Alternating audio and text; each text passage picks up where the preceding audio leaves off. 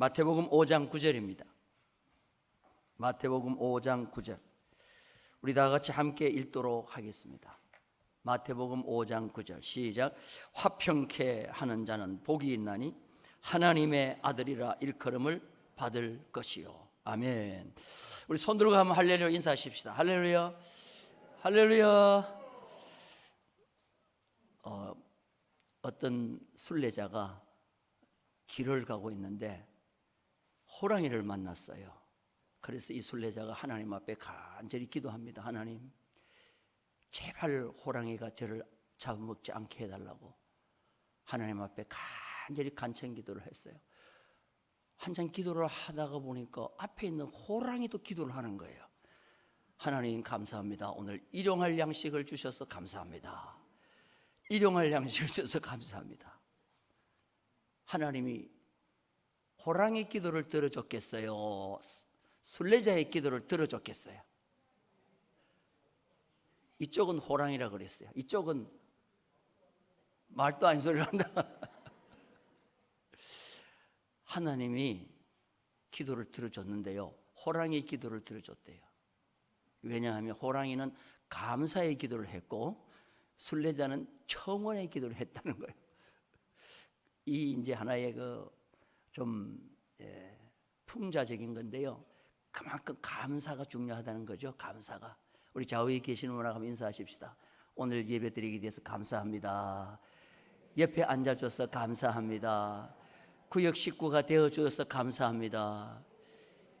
이렇게 잘생긴 얼굴을 가진지 몰랐습니다. 이 구역에 사실상 안 앉으면요 1년 지나도 구역 예배 못 드리죠.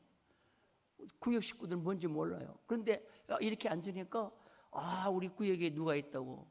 그래서 이전에는 그러더라고. 요청을 어떻게 하냐, 점심 식사까지 구역별로 좀 했으면 좋겠다고 그러더라고. 그러니까 여러분들 참 이 구역에 모이는 게 얼마나 좋은지 몰라요. 오늘 이명환 장로님이 대표 기도하시면서 보니까 앉은 자리가 어때 보여요? 이명환 장로 어디 계시노? 굉장히 좀 평균적으로 잘 앉아 있죠. 예, 아주 딱 여러분 서서 찬양하고 하는 모습이요, 제가 볼 때는 아주 이렇게 흩어져서 평균적으로 앉아 있는. 옛날 같은 게 좀 이렇게 뭉쳐 앉아 있었거든요. 근데 쫙 퍼져 앉아가지고 하나님 보실 때도 참 좋으실 것 같아요. 할렐루야. 오늘 이 말씀을 준비하면서 행복한 동행 중에서라는 그 글이 있어서 잠깐 제가 봤습니다. 다투지 않고 사는 법이라는 글이에요. 어느 날 해와 달이 말싸움을 했다. 해가 나뭇잎은 초록색이야. 달이 나와서 말했다. 아니야, 나뭇잎은 은색이야. 또 해가 말했다. 사람들은 열심히 너무 바쁘게 움직인다. 달이 말했다. 아니야, 사람은 언제나 잠만 자더라. 해가 얘기합니다. 내가 보기에는 언제나 세상은 시끄럽더라. 달이 얘기합니다. 아니야, 내가 볼 때 세상은 항상 조용했어. 그때 바람이 지나가면서 딱하다는 듯이 그들에게 말했다. 나는 달이 떠 있을 때나 해가 떠 있을 때나 세상을 다 다녀봐서 잘 알아. 해가 떠 있는 낮에는 해가 말한 것이 맞아. 그리고 달이 떠 있는 밤에는 달의 말이 맞아. 해의 말, 달의 말 틀린 것이 아니라 다를 뿐이야. 이렇게 얘기했어요. 여러분, 다른 것과 틀린 것은 엄청나게 큰 차이가 있죠. 그런데 우리는 틀린 것 가지고 틀렸다고 하지 않아요. 다른 것을 가지고 좀 틀렸다고 얘기해요. 내 의견과 조금 다르면 상대가 틀렸다. 그렇게 하다 보니까 여기서 뭐가 나느냐 하면은 분쟁이 일어나는 거죠. 오늘 이 말씀, 다투지 않고 사는 법이라는 거예요. 화평이 사라지는 이유가 뭐겠어요? 분쟁이 일어나는 이유가 뭐겠어요? 상대를 인정하지 않고 나만 주장하다 보니까 그렇게 되는 거죠. 다른 사람 것은 다 틀리고 내 것만 맞다고 생각하니까 분쟁이 일어나는 거예요. 저렇게 다를 수도 있겠다 생각하고 좀 양보하고 넉넉한 마음을 가지고 있으면 절대로 분쟁과 다툼은 없다는 거예요. 분쟁의 시작은 갈등에서 시작됩니다. 그래서 요사이 보면 갈등이 얼마나 심한지 몰라요.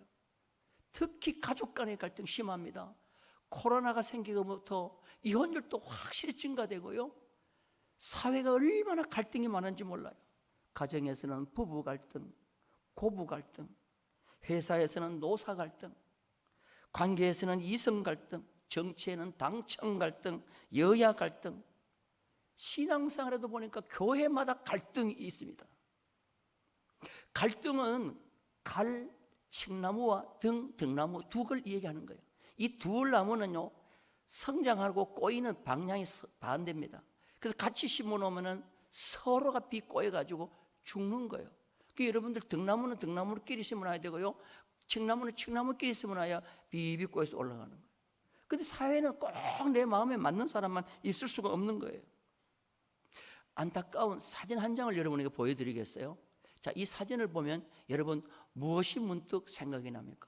두 마리의 수사슴이 싸우다가 다 죽었어요. 뿔과 해골만 남았어요. 이거는 동아시안스라는 기사에 나온 사진인데요, 피차 물고 뜯으면 이렇게 된다는 거예요. 이 사진을 여러분 마음속에 항상 좀 한번 담아두시기 바라겠어요. 예수님이 공생애를 시작하면서 기록한 말씀이 오늘 읽은 이 말씀인데, 공생애를 시작하면서 산상수훈을 말씀하셨어요. 그래서 성경에 보면은 예수님이 그냥 가르치셨다 그러면 될 텐데, 그러지 않고 산에 올라가 앉으셔서 가르쳤다는 상세하게 마태는 소개하고 있습니다. 자, 우리 1절 말씀 한번 볼까요? 다 같이 한번 읽겠습니다. 1절 읽습니다. 다 같이 읽겠습니다. 예수께서 무리를 보시고 산에 올라가 앉으시니 제자들이 나온지라. 왜 하필이면 예수님께서 그냥 뭐 땅바닥에서 가르치면 안 되겠어요? 그런데 산에 올라가셔서 가르쳤다 그랬어요. 이 산은 대부분의 성경 해석자들은 신약의 신의 산이라 이렇게 얘기합니다. 그래서 예수님이 모세가 율법을 받으러 시내산에 올라가서 그 율법을 받고 백성들에게 가르친 것을 재현했다. 시내산 재현이라 이렇게 해석합니다. 이스라엘 백성이 출애굽하고 시내산에서 모세를 통하 율법을 받았습니다. 이 율법을 받고 난 뒤에 모세가 백성들에게 가르쳐주면서 이 말씀대로 살면 가나안에 들어가서 하나님이 복을 주시겠다는 것입니다. 이 팔복의 내용은요, 바로 이 모세가 율법을 받고 가르친 내용의 압축 파일과 같습니다. 그래서 심지어 창세기, 출애굽기, 레위기, 민수기, 신명기를 기름틀에 넣고 기름을 쫙 짜면 뭐가 나오느냐 하면은 바로 이 팔복이 나온다는 거예요. 그래서 오늘 우리는 민수기, 신명기, 창세기, 레위기, 민수기, 출애굽기 다 오늘 우리의 마음속에 받아들이는 심정으로 이 팔복을 생각하되, 특히 이 팔복 중에서 제일 중요한 게 뭐냐면은 오늘 이 7번째 하신 말씀, 화평케 하는 자는 복이 있나니 하나님의 아들이라 일컬음을 받을 것이며, 이 말씀을 마음속에 좀 깊이 담아두셔야 합니다. 그러면 산에 올라가셨어요. 시내산에 올라가셨어요. 왜 앉으시니라는 말을 썼을까요? 앉으시니. 서서 가르치면 안 되나요? 그런데 이 앉았다는 말도 대단히 중요한 말이에요. 이 앉았다는 말이 헬라 말로 카디조라는 말입니다. 한번 따라서 카디조. 이 카디조는 재판장이 재판 자리에 앉는다 하는 말이에요. 여러분 법원에 가보면 아시죠? 막 재판하기 전에는 막 별소리 다 합니다. 하다가 거기 있는 안내자가 얘기합니다. 이제 곧 재판장님이 들어오십니다. 모두 일어서십시오. 그럼 일어나요, 안 일어나요? 다 일어납니다. 조용합니다. 그리고 재판장이 들어오셔서 재판 자리에 딱 앉으면 그때부터 뭐가 시작되죠? 재판이 시작되는 거예요. 재판 자리에 재판관이 나와서 앉기 전에는 그 누가 뭐라고 해도 재판이 시작되지 않아요. 그 자리가 그리 중요한 자리입니다. 예수님이 앉으셨다는 말은 바로 이런 말이에요. 가디조라는 말이에요. 제가 지난번에 그물에 대한 설교를 했죠. 바다에 큰 그물로 고기를 잡아가지고 그물을 육지에 끄집어내가지고 선별자가 선한 것, 잘못된 것, 좋은 것, 악한 것을 구분하는데 그냥 구분하는 것이 아니고 앉아서 구분한다 그랬죠. 자, 우리 성경 한번 보겠습니다. 마태복음 13장 48절이에요. 다 같이 읽겠습니다. 시작. 그물에 앉아서 좋은 것은 그릇에 담고 못된 것은 내버리나. 여기 앉아서라는 말이 똑같은 말이, 예수님이 산 위에 올라가 앉아서라는 말과 똑같아요. 카디조. 이거는 재판관이 자리에 앉다. 이제 아주 중요한 말씀을 가르치겠다, 선포하겠다, 이 뜻이 그 속에 있는 거예요. 오늘 주님께서 오늘 이 성전에 가장 귀한 재판관의 자리에 앉으셔서 오늘 또 모세가 백성에게 율법을 가르치듯이 우리에게 이 말씀을 가르쳐 주심을 믿고 이 말씀에 귀를 기울이는 자가 되기를 주님의 이름으로 축원합니다. 그런데 입을 떼자마자 첫 번째 가르치는 게 뭐냐 하면은 주님의 말씀이 8가지 복이에요. 8복이에요. 이걸 산상수훈의 8복이라고 그러잖아요. 이 8복은요, 그 8가지 복이 내 속에 하나도 빠짐없이 다 들어오는 것이 목적이에요. 오늘 이 8가지가 다 들어가는 자가 되기를 주님의 이름으로 축원합니다.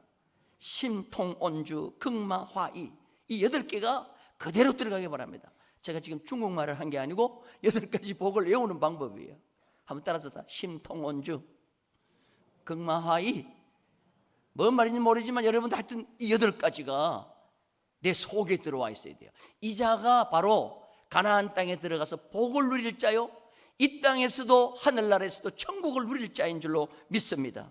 그런데 그 중에서도 제가 볼 때 제일 중요한 게 뭐예요? 다 중요하지만 7번째, 화평케 하는 자는 복이 있나니 하나님의 아들이라 일컬음을 받을 것이며. 여기서 하나님의 아들이 된다는 것이기 때문에 이게 제일 중요하다는 거예요. 어떤 나라의 왕이 죽을 때가 됐어요. 그래서 신하들을 다 불러놓고 너희들이 무엇이든지 원하면 한 가지씩 줄 테니까 요구하라 그랬어요. 그러니까 어떤 신하는 땅을 100마지기 주세요. 어떤 신하는 금천냥을 주세요. 어떤 신하는 소 100마리를 주세요. 근데 삐리삐리한 신하 하나가 오더니, 왕이여, 저는 아무것도 필요 없습니다. 그냥 왕의 아들이나 되게 해주세요. 그랬더니 이 왕이 죽을 때 왕의 자리를 누구한테 물려줬어요? 아들이 되기를 원하는 그 신하에게 물려준 거예요. 여러분, 아들이 중요해요? 땅 100마지기가 중요해요? 금천냥이 중요해요? 아들이 중요해요? 왕의 아들이 되는 거예요. 우리는 하나님의 아들 되는 놀라운 은혜와 축복이 우리에게 있기를 주님의 이름으로 축원합니다. 그래서 이 세상에서 하나님의 아들이 되는 화평케 하는 자가 어떻게 보면 가장 좋은 복이라는 거예요. 이 세상에서요, 상 중에서 제일 큰 상이 노벨 무슨 상이죠? 평화상이에요. 그와 같이 성경에서도 화평케 하는 자는 복이 있나니 하나님의 아들이라 일컬음을 받을 것이요. 제가 볼 때는 이것이 제일 중요한 복이에요. 오늘 이 복의 주인공들이 되기를 주님의 이름으로 축원합니다. 그러면 원래 하나님의 아들은 누구냐 이거죠. 원래 하나님의 아들은 성자 예수 그리스도를 말하는 거예요. 자, 우리 성경 봅니다. 마가복음 1장 1절을 봅니다. 마가는 마가복음을 쓰면서 첫 마디가 뭐냐? 다 같이 읽겠습니다. 시작. 하나님의 아들 예수 그리스도의 복음의 시작이라. 그냥 예수 그리스도의 복음의 시작이 아니고 뭐요? 하나님의 아들 예수 그리스도의 복음이라. 근데 우리는 하나님의 아들 예수 그리스도는 될 수가 없어요. 그러나 우리는 일컬음은 받을 수가 있다는 거예요. 아, 참 저자를 보니까 작은 예수답다. 참 예수님처럼 산다. 그래서 작은 예수, 정말 예수의 제자답다라고 일컬음을 받는 그 길이 뭐냐? 화평을 만드는 자예요. 어디를 가더라도 피스메이커가 되는 거예요. 오늘 이게 얼마나 중요한지 모릅니다. 화평을 만든다는 거 참 힘든 일이에요. 그래서 세계에서 제일 중요한 게 뭐냐면 금년에 이 어려운데 화평을 누가 만드느냐. 작년도에 노벨 평화상을 단체가 받았어요. 개인도 받았고 전부 집중이 어디로 갔냐면은 러시아와 우크라이나 그 싸우는 가운데 그 싸우는 그 지방에 있는 사람들이 이 분쟁을 어떻게 하면 종식시키고 어떻게 하면 평화를 가져올까, 거기에 힘을 쏟았던 단체와 개인이 받았어요. 이 평화를 유지한다는 건 참 힘든 일입니다. 그러나 오늘 우리는 마음속에 다시 한번 다짐을 해야 돼요. 내가 가는 곳에는 분쟁을 종식시키는 피스메이커가 되겠다. 지금까지 가정이 시끄럽고, 지금까지 교회가 시끄럽고, 지금까지 사회가 시끄러운 건데, 이제는 내가 거기 감으로 말미암아 분쟁은 종식되고 이제 화평의 역사가 이루어진다. 여러분, 그런 마음의 각오가 우리 모두에게 있기를 주님의 이름으로 축원합니다. 인류 역사를 보면 가인과 아벨부터 갈등이 시작되는 거예요. 분쟁이 시작되는 거예요. 인류 역사는 어떻게 보면 갈등의 시작이라고 보면 되는 겁니다. 가인과 아벨이 무엇하다가 싸웁니까? 하나님 앞에 제사 드리다가 분쟁이 시작되는 거예요. 하나님이 가인의 제사는 받지 않았어요. 아벨의 제사는 받았어요. 그럼 여러분들 어떻게 하면 돼요? 하나님 앞에 가인이 하나님 왜 내 제사를 안 받으셔요? 어떻게 하면 받으셔요? 물으면 될 거 아니야. 그런데 미워하기 시작하는 거예요.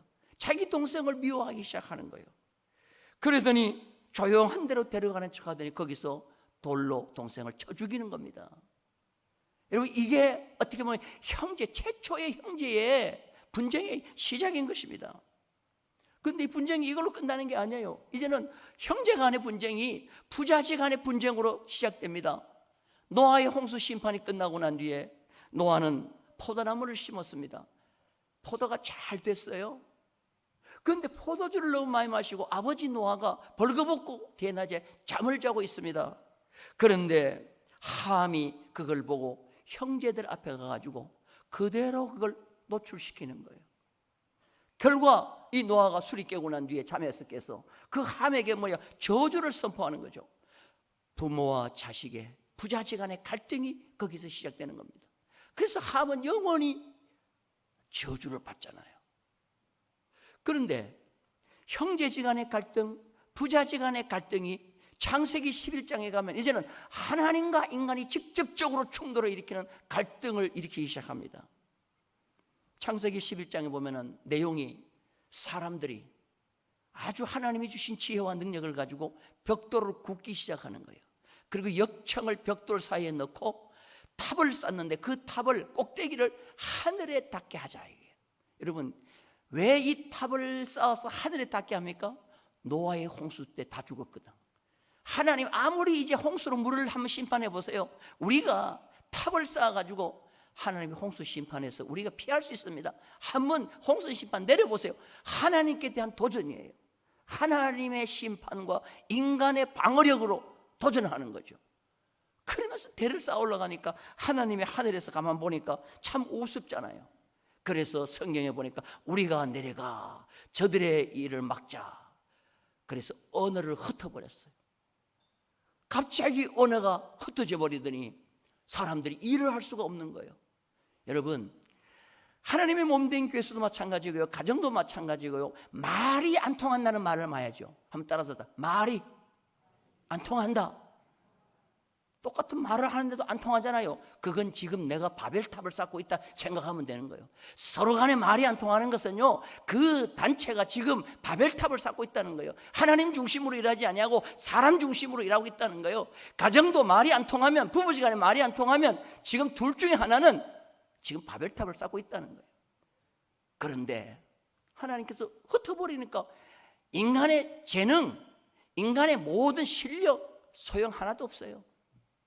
여러분, 우주 항공 기술은요, 러시아가 제일 좋습니다. 그런데 이번에 전쟁이 일어나 보니까 여러분, 러시아 이길 것 같죠? 다 망하는 겁니다. 누구 한 사람 앞으로 전쟁은요, 누구 한 사람 이기고 지는 것이 없어요. 같이 망하는 거예요. 뉴스에 보니까 앞으로 한 2년 정도 더 갈 수도 있다고 하는데요, 여러분, 온 세계가 힘듭니다. 이 전쟁 끝나면 푸틴 살아갈 것 같죠? 아니에요. 심각한 일이 일어날 것입니다. 그런데 하나님은요, 하나님의 일을 하려고 하니까 그 흩어진 언어를 통일시켜 주는 거예요. 그게 바로 뭐냐면 사도행전 2장에 오순절 마가 요한의 다락방에 모여가지고 주님이 승천하시고 교회를 이 땅에 세우려고 부르짖어 기도하니까 하나님께서 방언이라는 걸 주시더니 14개 나라 사람들이 왔는데 그 사도들이 말을 하는데 그들이 다 알아듣는 거예요. 이 말이 통하잖아요. 하나님의 몸된 교회가 성령 충만하고 가정이 성령 충만하고 국가가 성령 충만하고 하나님이 기뻐하는 일을 하게 되면 말이 통하는 역사가 일어날 줄로 믿습니다. 이게 방언이요. 이게 방언. 이게 오순절날 일어나는 방언이라는 말이에요. 이렇게 인류 역사는요, 갈등으로 계속 이어지는 거예요. 형제 간의 갈등, 부자제 간의 갈등, 이제 하나님과 인간의 갈등. 그런데 이 갈등을 이렇게 멋지게 종식시킨 믿음의 조상이 등장되는데 그가 바로 누구냐면 아브라함인 것입니다. 아브라함이 어느 날 보니까 자기 목자와 자기 조카 롯의 목자가 다투는 거예요. 서로 좋은 풀밭을 차지하려고. 그걸 딱 보는 순간에 아브라함은 다투면 안 되겠다. 그 다툼을 종식시키는 거예요. 자, 어떻게 종식시키는 거 보십시다. 창세기 13장 8절입니다. 다 같이 읽겠습니다. 시작. 아브라함이 롯에게 이르되 우리는 한 친족이라 나나 너나 내 목자나 네 목자나 서로 뭐 하지 말자? 다투게 말자. 따라서 다투게 말자. 우리가 일을 하는 것도 좋고요, 뭐 하는 것도 다투면 안 되는 거죠. 그래서 다투게 말자. 이 다툰다는 말이 메리바라는 말이다. 메리바. 한번 따라서 메리바. 이 메리바에서 이스라엘 백성이 출애굽하고 난 뒤에 광야 40년을 살아가잖아요. 모세와 백성이 심하게 다투어서 그 다툰 장소 이름을 무리바라 했다 그랬죠. 무리바. 그 무리바가 이 메리바에서 나온 거예요. 다투가 다 하는 말이에요. 자, 출애굽기 한번 보십시다. 백성과 모세가 얼마나 다투는지 한번 보십시다. 출애굽기 12장 17장 2절입니다. 다 같이 읽습니다. 백성이 모세와 다투어 이르되 우리에게 물을 주어 마시게 하라. 모세가 그들에게 이르되 너희가 어찌하여 나와 다투느냐? 너희가 어찌하여 여호와를 시험하느냐? 여기 다툼이 뭐냐면은 히브리 말로 루브라는 말이에요. 루브라는 말이 뭐냐면 붙잡고 흔든다는 말이에요. 여러분들 말로 하다가 심해지면 어떻게 되죠? 서로 붙잡고 맥살을 붙잡고 어깨를 붙잡고 옷을 붙잡고 흔들어 버리죠. 지금 여기에 붙잡았다는 말이요, 이제 모세와 백성이 이제 멱살까지 잡고 막 흔들고 큰 싸움이 일어난 거예요. 그래서 그곳 이름을 무리바라 했다 그랬어요. 자, 17장 7절 말씀 볼까요? 다 같이 읽습니다. 그가 그곳 이름을 마사 또는 무리바라 불렀으니 이는 이스라엘 자손이 뭐 했습니다? 다투었다. 그 원래 이름은 평야라는 르비딤이에요. 이 지역이 르비딤이요. 그런데 르비딤이 뭐로 바뀌었어요? 무리바로 바뀌었어요. 왜? 다투었기 때문에. 여러분, 여의도 국회는 난장판이요 아니면 회의를 결정하는 의사당이요? 근데 요새 의사당이라 그래요 아니면 난장판이라 그래요? 난장판이라 그러잖아요. 그 역할을 못하는 거예요. 교회는 뭐 하는 곳이요? 하나님께 예배드리고 찬양하는 곳이요. 그런데 난장판이 된 교회들이 많아. 이게 왜 그렇습니까? 다투기 때문에 그런 거예요. 다툼은 꼭 기억하십시오. 성령이 주는 것이 아니에요. 다툼은 악한 영이 다툼을 주는 것이에요. 그래서 피스메이커가 되는 것이 얼마나 중요하고, 이거는 아무나 하고 싶지만 하고 싶다고 되는 게 아니고 내게 하나님의 영이 함께 해주시고 성령이 함께 해 주셔야 될 줄로 믿습니다. 여러분, 역사를 거슬러 올라가 보세요. 역사를 거슬러. 우리나라에 교회가 들어오기 전에 가정마다 난장판이었습니다. 난장판. 그런데 가정이 교회가 들어오고 예수의 복음이 들어오고 교회마다 뭐가 됐어요? 천국이 이루어지잖아요. 교회도 마찬가지인 거예요. 이 모세가 르비딤에서 너무너무 충격적이었어요. 거기서 모세도 좀 절제를 했어야 했는데 모세도 맥살 잡히니까 맥살 잡아 하고는 지팡이를 가지고 그냥 막 휘둘렀어요. 하나님 앞에 거룩함을 나타내지 않았어요. 너 가나안에 못 들어가. 너도 못 들어가 그랬어요. 여러분, 하나님 앞에 분노를 표출하고 화평을 깨면요, 직이 고하를 막론하고 하나님께서 끊어버리셔요. 자, 우리 성경 한번 봅니다. 시편 95편 8절이에요. 이거는 모세가 쓴 시입니다. 기도예요. 기도. 백성을 향한 모세의 기도입니다. 다 같이 읽겠습니다. 시작. 너희는 무리바에서와 같이 또 광야의 마사에서 지냈던 날과 같이 너희 마음을 뭐하게 하지 말라? 완악하게 하지 말지니라. 또 좀 넘어갔어요. 시편 106편 32절. 이것도 모세의 시입니다. 시작. 그들이 또 무리바 물에서 여호와를 노하시게 하였으므로 그들 때문에 재난이 누구한테 임했어요? 백성한테 임한 게 아니고 모세한테도 임한 거예요. 모세한테도. 그러니까 약을 자꾸 올린다고 해가지고요, 여러분도 같이 화낼 필요 없어요. 화나게 하더라도 웃어요. 그냥 웃어. 그냥 막 이게 평화를 만드는 방법이라. 모세가 신명기를 쓰면서요, 제일 마지막 뒤편에 내가 가나안에 못 들어가게 됐다. 하나님 앞에 모세가 애원을 해요. 하나님, 한 번 제가 저 땅을 밟으면 안 됩니까? 제가 서울 국립극장에서 그 건너가게 하소서라고 하는 오페라를 보는데요, 김동 그 목사님 되신 분, 진짜 탤런트 임동진 장로님, 임동진 목사님, 그분이 그때 다리를 다쳐가지고 젊어서 나왔는데요, 한인수 그분이 하나님으로 나와 애원을 하는 거, 울면서 하나님 어떻게 내가 이 강에서 죽으면 어떻게 하겠습니까? 차탕 한번 밟게 해주시니까요, 와, 하나님이요 얼굴을 돌리거든요, 보지도 않고 무대 뒤로 살아서 가면서 네가 왜 백성 앞에서 내 거룩함을 나타내지 않았느냐? 네가 왜 생명록에서 너의 이름을 지워달라고 했느냐? 안 된다. 와, 그걸 보는 순간에 그래, 야, 말 한마디 잘해야 되겠다. 우리 그거 건너가기 위해서 한번 다시 한번 버스 맞춰가지고 올라가서 한번 봐봐요. 예? 이 모세가 애원하면서 자기가 회개하는 뜻으로 백성한테 신명기서를 씁니다.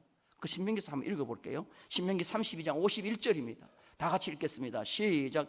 이는 너희가 신광야 가데스 무리바 물가에서 이스라엘 자손 중 내게 범죄하여 내 거룩함을 이스라엘 자손 중에 나타내지 아니한 까닭이라. 이 못 들어가는 이유입니다. 52절 시작. 네가 비록 내가 이스라엘 자손에게 주는 땅을 맞은편에서 바라보기는 하려니와 그리로 들어가지는 못하리라 하시니라. 모세의 억울함을 표현하는 거예요. 너희들 왜 그때 내 멱살을 잡았어? 그리고 나도 그냥 그때 지팡이로 앉혔으면 됐잖아. 그것 때문에 너희도 못 들어갔지, 나도 못 들어가. 이게 바로 모세가 한 말이라는 거예요. 제가 이 말씀을 준비하면서 떠오르는 분이 있었어요. 제가 84년도 2월 14일 결혼을 했어요. 발렌타인데, 그때는 발렌타인도 없었어요. 발렌타인데 결혼을 했는데, 그 결혼하고 결혼 축하하러 오신 목사님이 한 분 계셨어요. 그 목사님이 우리 두 부부가 결혼식 하는 걸 보더니, 아이고, 저 장전도사를 우리 교회 교육전사를 데려가야지 생각해가지고 결혼식 끝나자마자 서울로 오라는 거예요. 내가 그때 인천 부평에 있었는데, 아이고, 그래가지고 두 부부가 서울로 한양으로 진출하자 해가지고 서울로 갔는데, 가보니까요, 교회는 조그만한데 분쟁하는 교회예요. 분쟁하는 교회를 몰랐어요. 재직회를 하는데요, 나 그때 처음 한번 참석했는데, 목사님하고 장로님하고 두 분이서 싸우다가, 아이고, 그 목사님도 대단하대. 에이, 그러더니 그냥 막 척을 탁 덮더니 쫙 하고 춤을 췄더니 나가더라고. 와, 그걸 보고 난 놀랐어요. 그런데 장로님도 왜 그러지? 다 그냥 덮더니 그냥 뒤따라 나가니까, 교인들만 전부 다, 양들만, 엄마 아버지 싸우면 자식들은요 전부 그냥 두려워 떠는 거죠. 그리고 그때부터 이제 새벽 기도를 드리는데요, 목사님도 새벽 기도를 드리고 장로님도 새벽 기도 드리는데요, 새벽 기도가 2부로 드려져. 절반을 딱 나눠가지고 앞에서는 목사님이 일부 예배를 드리고 장로님은 맨 뒤에서 뒤로 딱 돌아서더니 신문지 깔고 거기서 주여 하고 기도하는 거예요. 내가 1년 거기 있으면서 이건 교회가 아니고 참 이거는 세상이다 싶더라고요. 그런데 그 장로님이 참 이북에서 넘어오신 분인데, 정말 열심히 일해가지고 세탁소를 경영했는데 그 신도시에다가 빌딩도 사고 하는 부자였어요. 암이 걸렸어요. 그 돌아가시기 전에. 그렇게 했던 목사님, 자기 교회 거창한 목사님 다 불렀어요. 명상으로 다 불렀어요. 그러더니 목사님, 제가 잘못했습니다. 내가 주님 앞에 서려고 하니 내가 목사님의 목회에 너무 협조하지 않았는데 죄송합니다. 용서해 주세요. 울면서 회개하고 봉투를 하나씩 주는 거예요. 봉투를 하나씩. 그리고 그분이 장로님 돌아가실 때 얼굴이 환하게 웃으면서 찬송하며 가시더라는 거죠. 그 얘기를 제가 떠나고 난 뒤에 들었는데요, 그때 제 마음속에, 어린 마음속에 그런 생각이 들어요. 왜 꼭 돌아가시기 전에 저렇게 회개할까? 살아있을 때 열심히 일할 때 회개하고 하나님의 나라를 세우면 얼마나 좋을까?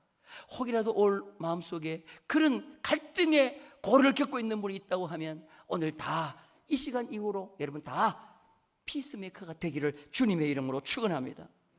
이게 바로 아브라함이에요. 아브라함의 모습이에요. 그래서 아브라함은 조카를 불러다 놓고 우리 다투지 말자. 말로만 하지 말고 너의 좋은 땅 네가 가져라. 나는 네가 가지고 난 뒤에 내가 그냥 남은 땅 내가 가지겠다 하고 선택권을 양보하는 거예요. 자, 창세기 13장 9절입니다. 다 같이 읽겠습니다. 시작. 내 앞에 온 땅이 있지 아니하냐? 나를 떠나가라. 네가 자하면 나는 우하고 네가 우하면 나는 말이라 자리라. 조카로선 이때다 싶어가지고 눈을 들어 소돔 들판을 바라봤는데 그 너무나도 기름진 땅이지만 결과적으로 그 땅을 택했던 조카로선 유황불로 심판받고 그 가문은 형편없는 가문이 되잖아요. 할 수 없이 아브라함은 헤브론 산지로 갈 수밖에 없는데 상수리나무 우거진 헤브론 산지지만 그곳이 장차 미래의 예루살렘이 되고 하나님의 축복의 도시가 되고 축복의 후손이 거기서 나오는 줄로 믿습니다. 이게 바로 뭐냐면 다툼을 조금씩 시키는 방법이라는 거죠. 그래서 절대로 우리는 무슨 일을 하더라도 다툼은 없어야 된다는 거예요. 이해되시면 아멘? 그래서 신약교회에 일꾼을 세울 때 다투는 자는 세우지 말라고 그랬어요. 자, 우리 성경 봅니다. 디모데전서 3장 3절이에요. 다 같이 시작. 술을 즐기지 아니하며 구타하지 아니하며 오직 간용하며 뭐하죠? 다투지 아니하며 돈을 사랑하지 아니하며. 예수님이 인격을 표현할 때도요, 예수님도 들레지 아니하고 소리를 높이지 아니하고 다투지 아니했다 그랬어요. 자, 마태복음 12장 19절입니다. 다 같이 읽습니다. 그는 다투지 아니하며 들레지도 아니하리니 아무도 길에서 그 소리를 듣지 못하리라. 들레지 못한다는 말은 큰 소리 내지 않는다는 말이에요. 조용조용하게 얘기한다는 말이에요. 화목을 위한 구약의 방법 가운데 화목 제사라는 것이 있습니다. 여러분, 제사 가운데 7가지 제사 가운데 화목제라는 것이 있어요. 하나님 앞에 화목하기 위해서 드리는 제사인데 영어로 peace offering이라고 있어요. 이 화목 제사는 감사제의 일종인데요, 이 제사는 하나님 앞에 드리는 것도 중요한데 드리고 난 뒤에가 더 중요해요. 자, 우리 성경 한번 봅니다. 레위기 22장 29절이에요. 다 같이 읽습니다. 시작. 너희가 여호와께 감사 제물을 드리려거든 너희가 기쁘게 받으심이 되도록 드릴지며. 이제 30절이 중요합니다. 시작. 그 제물은 그날에 먹고 그 이튿날까지 두지 말라. 나는 여호와니라. 다시 말해서 다른 제사의 제물은 다 태워가지고 드리는 거예요. 번제 같으면 제물 고기를 다 태워서 드리는데 감사의 제물 가운데 화목 제물은 고기를 너희들끼리 먹는 거예요. 드린 사람들끼리 먹는 거예요. 그런데 절대로 고기를 그날 먹어야지 그 이튿날까지 남겨두면 안 돼요. 자, 여러분들, 내 가정에 식구가 10명인데 소를 잡았어요. 근데 10명이 소 한 마리 하루에 다 먹을 수 있어요, 없어요? 그래서 그 다음 날까지 남겨두면 안 돼요. 이거를 다 먹어야 돼요. 일단 그러면 10명인데 할 수 없이 남아. 그럼 어떻게 하면은 다음 날까지 이걸 남겨두지 않을까요? 1번 땅에 끌어 묻는다. 2번 쓰레기통에 잡아 넣는다. 3번 동네 사람 다 불러서 같이 먹는다. 그렇죠. 화목제의 중요한 것은 내가 하나님 앞에 드렸다고 끝나는 것이 아니에요. 그 제물을 전부 이웃에 남겨가지고 오늘 다 소비하라는 거예요. 오늘 다 소비하라는 거예요. 이게 감사제, 화목제의 제물 처리 방법이라는 거예요. 여러분들 가만 생각해 보세요. 내가 이웃과 화평하기 위해서, 내가 우리 교회에 나온 초신자와 친해지기 위해서 교제하기 위해서 내가 얼마나 재물을, 식탁을 준비하고 오늘 다 그거를 이웃과 함께 먹었는지, 3, 4일, 5일, 일주일 먹어도 좋으니까 내 혼자만 먹었는지 여러분 한번 생각해 보세요. 여러분 친교가, 교제가 2월달이 교제의 달인데 마지막에 화목이 교회에서 꼭 있으려고 하면 뭘 해야 돼요? 같이 함께 뭐 해야 돼요? 먹는 것이 그렇게 중요하다는 거예요. 여러분 한 집에 사는 사람을 뭐라 그래요? 한문으로 한 집에 사는 사람, 식구. 그게 식자가 무슨 식자예요? 먹는다. 그렇게 이웃도요, 한 집에 살지 않아도 같은 상에서 밥을 먹게 되면 한 사람이 되는 거예요. 이해되시면 아멘? 근데 어떤 분은 같이 먹자고 잘 친구하는데 1년 내내 있어도 뭐 옆에 사람 뭐 자기 혼자는 잘 먹지만 이게 없어요. 이렇게 되면 안 된다는 거죠. 성경의 화평을 제일 존중한 사람이 누구냐 하면 다윗입니다. 그래서 다윗은 여부스 땅을 차지하는데 이름을 바꿔버려. 수도를 정하면서 예루살렘, 한번 따라서 예루살렘, 평화의 도시라는 말이에요. 평화의 성. 그리고 다윗이 죽을 때 사무엘하 37장에 보면은 다윗의 마지막 말이라고 기록된 데 보면은 다윗이 쭉 용사들의 이름을 적어요. 활살 쏘는 사람, 달리기 잘하는 사람, 그냥 잘 싸운 사람 소개하는데 37명 소개하는데요, 다윗의 가장 충성스러운 신하 한 명 소개하지 않습니다. 그 사람이 제일 지금 오늘날로 보면 국방부 장관이에요.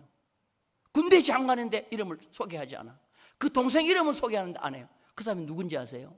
2글자입니다. 요압입니다. 왜 요압을 소개하지 않습니까? 요압은 피스메이커가 아니라는 거예요. 샬롬의 시대에 사람을 죽여 피를 흘렸다는 거예요. 평화를 깨트린 사람이라는 거예요. 자, 우리 성경 봅니다. 열왕기상 2장 5절이에요. 다 같이 읽습니다. 시작. 수리아의 아들 요압이 내게 행한 일, 곧 이스라엘 군대의 두 사령관 넬의 아들 아브넬과 예델의 아들 아마사에게 행한 일을 네가 알거니와 그가 그들을 죽여 무슨 시대에? 태평시대, 이게 샬롬 시대를 말합니다. 전쟁의 피를 흘리고 전쟁의 피를 자기의 허리에 띤 띠와 발에 신은 신에 묻혔다, 이게 평화를 파괴한 사람을 빼버리는 거예요. 그리고 솔로몬에게 이렇게 유언합니다. 네가 똑똑하니까 백발이 평안하게 무덤에 내려가지 못하게 하라. 백발이 늙었다는 말, 늙거든 편안하게 자연사에서 무덤에 내려가지 못하게 하라, 이렇게 얘기하는 거예요. 결국은 이 요압은요 솔로몬에 의해서 처형당해 죽습니다. 자, 우리 성경 볼까요? 열왕기상 2장 6절입니다. 다 같이 읽습니다. 시작. 내 지혜대로 행하여 그의 백발이 평안히 스올에 내려가지 못하게 하라.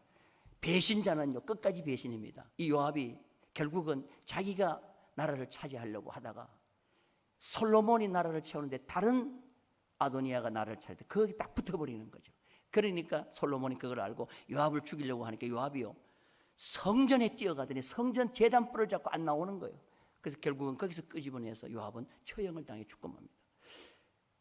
평안히 내려가지 못하게 하라는 말이 뭐냐면 샬롬이 없이 내려가지 못하라. 그러니까 내가 샬롬을 깨버리면 내 삶에 샬롬이 안 온다는 것을 우리가 꼭 기억해야 됩니다. 이게 바로 심는 대로 거둔다는 원리인 것이에요. 믿으시면 아멘?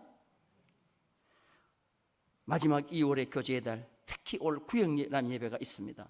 성도들이 우리 교회는요 화목하셔야 돼요. 믿으시면 아멘? 그래서 모르는 구역 식구들이 있으면 서로 알고 이 자리도 이렇게 바꿔가면서 이렇게 앉아가지고 서로 아니까 얼마나 좋아요. 오늘 식사도 같이 하면서 교제하시고 오후 찬양 예배까지 드리면서 같이 하셔서 우리가 한 식구입니다, 교인들이. 그래서 한 마음 한 뜻으로 하나님의 나라를 세워가는 우리 모두가 되기를 주님의 이름으로 축원합니다.